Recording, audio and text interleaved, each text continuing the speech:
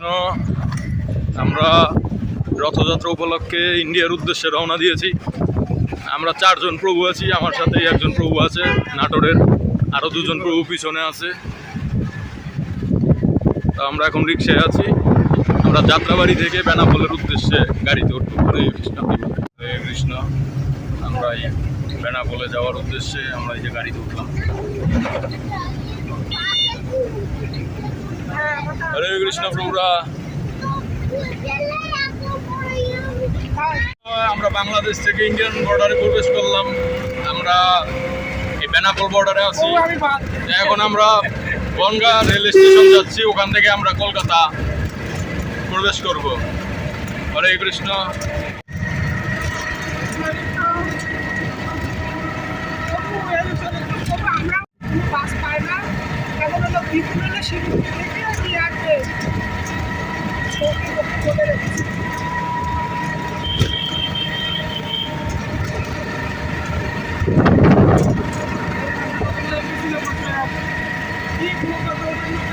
কৃষ্ণ, এই মুহূর্তে আমরা বনগাঁ রেল স্টেশন আসলাম।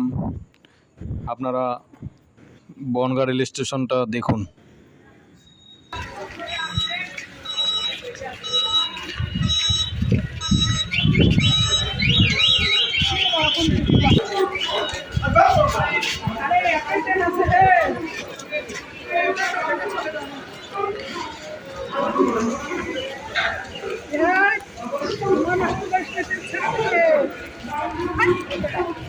হরে কৃষ্ণ।